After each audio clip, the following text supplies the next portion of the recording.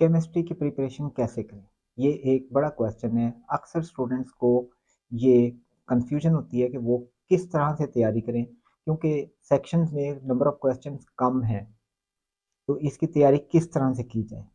तो उसका एक ही आंसर है कि आप एफएससी की टेक्स्ट बुक्स, और अगर आप ए लेवल के स्टूडेंट हैं तो जो कुछ आपने ए लेवल में स्टडी किया है केमिस्ट्री के सब्जेक्ट में, वो सफिशेंट है।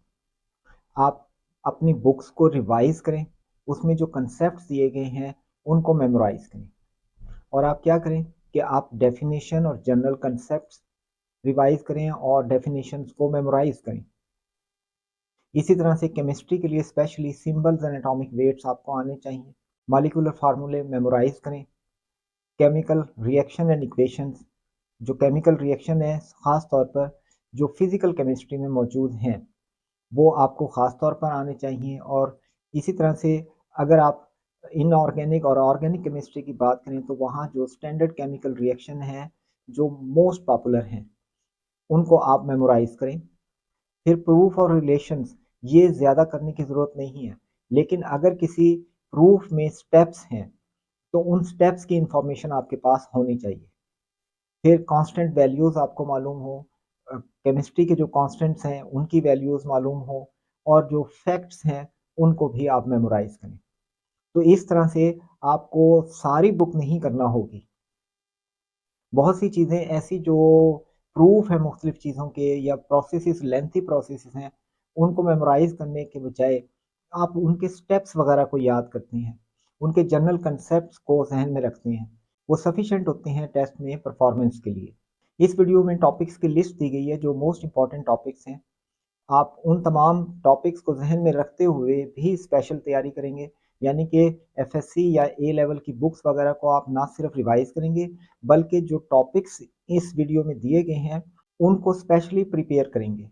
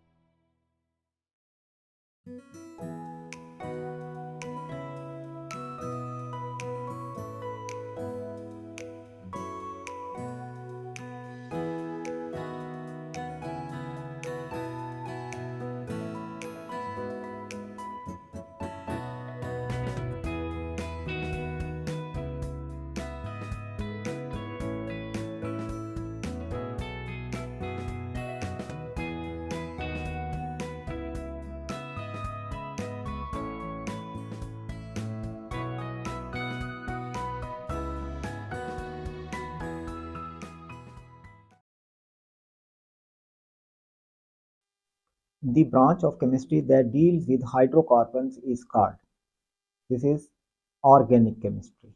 इसलिए इस क्वेश्चन का आंसर है option B. Molar mass of carbon dioxide is, carbon dioxide का फार्मूला है CO2। कार्बन का वेट 12, ऑक्सीजन का वेट 16 इंटू 2, तो 12 एंड 32 ऐड करें तो 44। तो molar mass of carbon dioxide is 44। Option A is the answer. Basic unit of mass in SI system international में basic unit of mass is kilogram. Option C. Greenhouse effect is caused by an excess of which gas? carbon dioxide, carbon monoxide, carbon tetrachloride, nitrogen. Greenhouse effect is caused by an excess of multiple gases, including carbon dioxide, methane, nitrous oxide, water vapours and ozone. तो दिए गए choices में से इसका answer होगा carbon dioxide, option A. Water is universal solvent for what reaction? Water universal solvent किन reactions के लिए है? Physical, chemical, nuclear, biochemical. Water एक सॉल्वेंट है good for chemical interaction within cells because it is able to dissolve a wide range of substances including ions and polar molecules. This is due to polarity of water. Water क्योंकि polar molecule है तो ये biochemical reaction में बहुत role play करता है as a solvent. तो इसे कहते हैं universal solvent for biochemical reactions. Answer है option D. As the temperature of ice rises, the ice melts and its density decreases, remains constant, first increase and then decrease, first decrease and then increase। होता क्या है कि ice crystal form है water की, तो इसमें molecules at a certain distance arrange हो जाते हैं, यानी कि इनका डिस्टेंस मॉलिक्यूल के दरमियान ज़्यादा होता है। जब इनका टेम्परेचर राइज होता है तो ये स्ट्रक्चर टूटता है, जिसके नतीजे में मॉलिक्यूल क्लोजर डिस्टेंस पर आते हैं एक दूसरे के, जिसकी वजह से डेंसिटी इंक्रीज होती है, क्योंकि क्रिस्टल में एक पर्टिकुलर डिस्टेंस होता है। जब आइस बनती है तो ये अरेंजमेंट इस तरह से होती है कि इनका डिस्टेंस ज़्यादा होता है। जब ये मेल्ट होती है तो मॉलिक्यूल पहले एक दूसरे के नज़दीक आते हैं, तो इसकी वजह से फर्स्ट इंक्रीज होती है डेंसिटी। उसके बाद जब टेम्परेचर ज़्यादा होता है तो ड्यू टू द वाइब्रेशन और मोशन ऑफ मॉलिक्यूल्स ये एक दूसरे से दूर दूर हो जाते हैं, तो फिर इनकी डेंसिटी डिक्रीज होती है। इसीलिए आइस की डेंसिटी कम होती है और ये वाटर के ऊपर फ्लोट करती है। तो होता क्या है कि जब आप टेम्परेचर इंक्रीज करते हैं तो क्रिस्टल ब्रेक होकर मॉलिक्यूल नज़दीक आते हैं और फिर हाई टेम्परेचर की वजह से दूर हो जाते हैं, तो डेंसिटी डिक्रीज होती है। इसलिए इस क्वेश्चन का आंसर है first increases and then decreases. तो क्वेश्चन का आंसर हुआ option C. Which chemical is used in making artificial rain?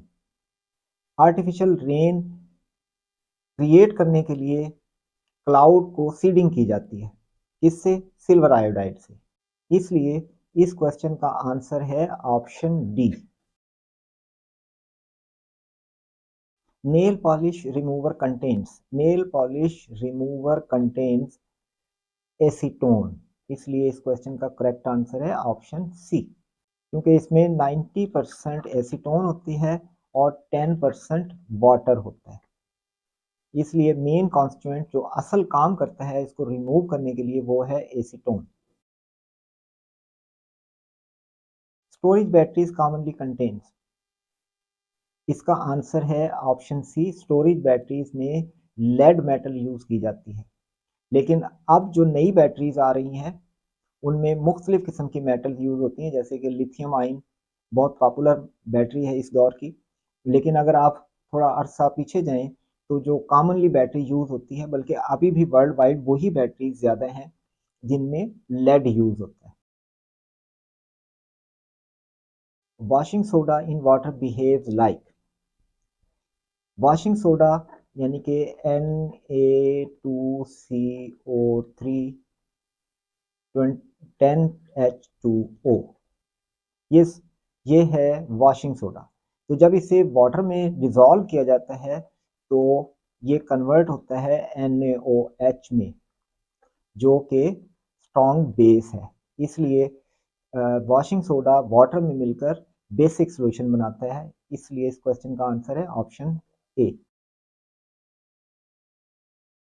Liquid and its vapours acquire dash at constant temperature. शुरू में क्या होता है कि वेपर्स जब किसी लिक्विड से वेपर एवेपोरेट होते हैं तो ये अगर सरफेस है वाटर की या लिक्विड की तो इसकी सरफेस पर वेपर्स जमा हो जाते हैं। और एक पॉइंट पर पहुंचकर जितने मॉलिक्यूल ऊपर की तरफ आ रहे होते हैं इतने ही मॉलिक्यूल नीचे की तरफ जा रहे होते हैं, क्योंकि ये एज ए शील्ड एक्ट करते हैं। ये जो ऊपर वेपर के क्लाउड बन गया है ये शील्ड के तौर पे काम करता है, और यहाँ पर जितने मॉलिक्यूल ऊपर आ रहे होते हैं तकरीबन उतने ही नीचे जाते हैं एट ए कांस्टेंट टेम्परेचर। एक पर्टिकुलर टेम्परेचर पर ये सिचुएशन अटेन हो जाती है, तो इसको कहते हैं dynamic equilibrium at constant temperature. Option is D. Electrolysis is a process that utilizes electrical energy. Electric energy electrolysis में यूज होती है, इसलिए इस क्वेश्चन का आंसर है ऑप्शन बी।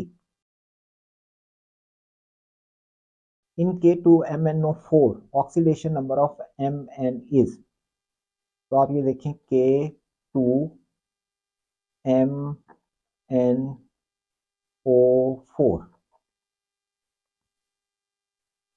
अब इनके ऑक्सीडेशन नंबर लिखें। K का 1 होता है तो 2 एटम है, इसलिए ये हो गया 2। Mn की जगह आप X कर लें जो कि हमने मालूम करना है, प्लस ऑक्सीजन का होता है 2 तो 4 मॉलिक्यूल हैं, तो ये हो गया -8। क्योंकि ऑक्सीजन का है -2 मल्टीप्लाइड बाय 4 एटम्स हैं इसके, तो इसलिए -8 इज इक्वल टू 0 आना चाहिए, क्योंकि K2MnO4 न्यूट्रल मॉलिक्यूल है। अब इसको सिंप्लीफाई करके x की वैल्यू मालूम करें तो x इज इक्वल टू +6 आ जाएगा, इसलिए इस क्वेश्चन का आंसर है option B. An electrochemical cell which produces electricity with a redox reaction is called, ये है वोल्टिक सेल। वोल्टिक सेल में रिडॉक्स रिएक्शन की वजह से इलेक्ट्रिक पोटेंशियल प्रोड्यूस होता है। Electrochemical cell that produces electricity with a redox reaction is called a voltaic cell और galvanic cell, इसलिए इस क्वेश्चन का आंसर है option A.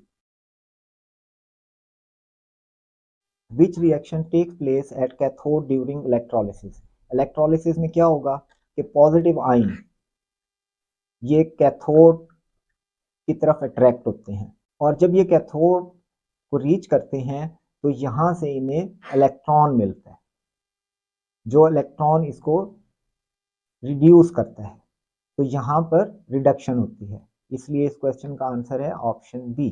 When a positive ion gets electron it is reduction. Percentage of nitrogen in urea. अब urea का formula है NH2CONH2। Total mass है इसमें 60। नाइट्रोजन, अब नाइट्रोजन का मास कितना है, इसमें 2 नाइट्रोजन है, तो 14 × 2 इज इक्वल टू 28। नाइट्रोजन इसमें है 28, तो इसकी परसेंटेज कैलकुलेट करें। 28/60 multiplied by 100, this is equal to 46.6% approximately, 46.6%। तो इसका करेक्ट आंसर है option B. Pure water can be obtained from sea water through the process of centrifugation, separating funnel, sublimation, simple distillation. तो सबसे पहले ये देखें कि सी वाटर है क्या। सी वाटर में क्या चीज होती है? Sea water is the solution of water plus salt. ये साल्ट और वाटर का सॉल्यूशन है। अगर आप इसे हीट करें सी वाटर को, तो क्या होगा कि वाटर एवेपोरेट करेगा, और इसके वेपर्स अगर आप कलेक्ट कर लें और उनको ठंडा करें, उनका टेम्परेचर लो करें, तो वो दोबारा वाटर में कन्वर्ट हो जाएंगे। यानी कि अगर आप इसके सारे वेपर्स को कलेक्ट करके इसको बंद कर दें और यहाँ से आप इसको ठंडा करें, जो इसके वेपर्स आपने जमा किए हैं इसमें, तो ये दोबारा वाटर में कन्वर्ट हो जाएगा। इस तरह से वाटर तो वेपर की शक्ल में कन्वर्ट होकर दूसरी जगह जाकर फिर वाटर में बदल गया, लेकिन साल्ट तो नहीं गए, साल्ट यहीं रह जाएंगे। इस तरह से आप सी वाटर को प्योर वाटर में कन्वर्ट कर सकते हैं, और ये प्रोसेस क्या है? This is distillation. इसलिए इस क्वेश्चन का आंसर है option D. Which gas is not water soluble? कौन सी गैस वाटर सॉल्युबल नहीं है?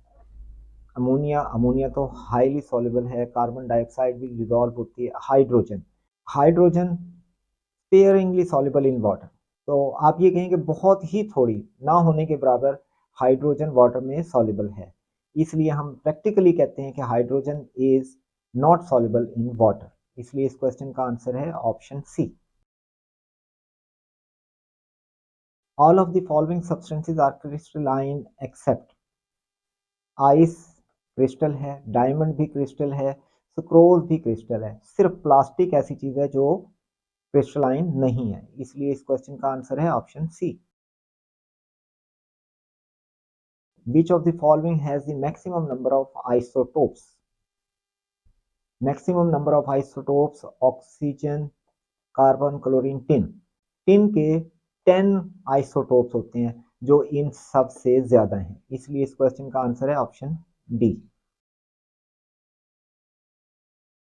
The corrosion of metal involve. corrosion of metal में क्या होता है? Physical reaction? No, chemical reaction. Yes, chemical reaction होता है, अमूमन ऑक्सीडेशन हो रही होती है। Which type of coal has the highest percentage of carbon? Peat, bitumen, anthracite. Yes, anthracite coal has the highest percentage of carbon, containing 86% to 97% carbon. इसलिए इस question का आंसर है option C. What is the process by which a solid directly changes to gas without passing through the liquid phase? This is sublimation। इसलिए इस question का answer है option A. What is the main component of natural gas? Natural gas में 70 to 90% methane होती है। इसलिए इस question का आंसर है option A. Which gas is known as laughing gas? Laughing gas होती है nitrous oxide. B option is the correct answer. Elements of D block are mainly, D block elements transition metals होती हैं। इसलिए इस question का answer है option B. Who discovered electron? J.J. Thomson। Option D. The change in energy after removal of one electron from an atom is called ionization energy। Change of energy after removal of one electron। तो one electron जब remove होगा तो ion produce होगा। इसलिए इस energy का नाम है ionisation energy. Option B is the correct answer. The number of bonding pairs of electron in water molecule is, bonding pair of electrons water में बॉन्डिंग पेयर ऑफ इलेक्ट्रॉन ये है water molecule. तो देखें, एक bond इधर एक इधर, तो एक पेयर यहाँ पर है और एक पेयर यहाँ पर। इसलिए दो पेयर ऑफ इलेक्ट्रॉन्स हैं वाटर मॉलिक्यूल में। इसलिए इस क्वेश्चन का आंसर है ऑप्शन बी। लोन पेयर इन CO2R। देखें, CO2 का स्ट्रक्चर होता है ये। अब इस ऑक्सीजन के पास भी दो लोन पेयर हैं और इसके पास भी दो लोन पेयर। बाकी शेयरिंग हो चुकी कार्बन के साथ, तो इसलिए कार्बन मोनोऑक्साइड में लोन पेयर 4 हो सकते हैं। इसलिए क्वेश्चन का आंसर है option D. Electrovalent bond is another name for ionic bond. Option B. A needle floats on water. Upon adding detergent to water, the needle will float, sink, float together, stay still. देखें, इसमें होता यह है कि surface tension, यानी कि surface पर जो मॉलिक्यूल आपस में अट्रैक्ट करके एक लेयर बनाते हैं, जिसकी वजह से जब हम नीडल इस पर रखते हैं तो सरफेस टेंशन उसको होल्ड करता है और सिंक नहीं होने देता। ओके, ये बड़ा डेलिकेट प्रोसेस है, बहुत फाइन तरीके से विदाउट वाइब्रेशन आप वाटर की सरफेस पे नीडल को रख सकते हैं और सरफेस टेंशन की वजह से वो फ्लोट करती रहेगी। लेकिन अगर इसमें डिटर्जेंट मिक्स कर दिया जाए तो सरफेस टेंशन रिड्यूस हो जाता है। जब रिड्यूस हो जाएगा तो नीडल सिंक कर जाएगी। इसलिए इस क्वेश्चन का आंसर है option B. Triple covalent bond is formed in. Triple covalent bond देखें, CO2 में ट्रिपल बॉन्ड नहीं होता, ये इसका स्ट्रक्चर है। CH4 में सिंगल बॉन्ड है सारे H के साथ, इसलिए इसमें भी ट्रिपल बॉन्ड नहीं है। O2 में डबल बॉन्ड है, लेकिन N2 इसमें ट्रिपल बॉन्ड होता है, इसलिए इस क्वेश्चन का आंसर है option D. Compound which can react as both acid and base are called amphoteric. Option B is the correct answer.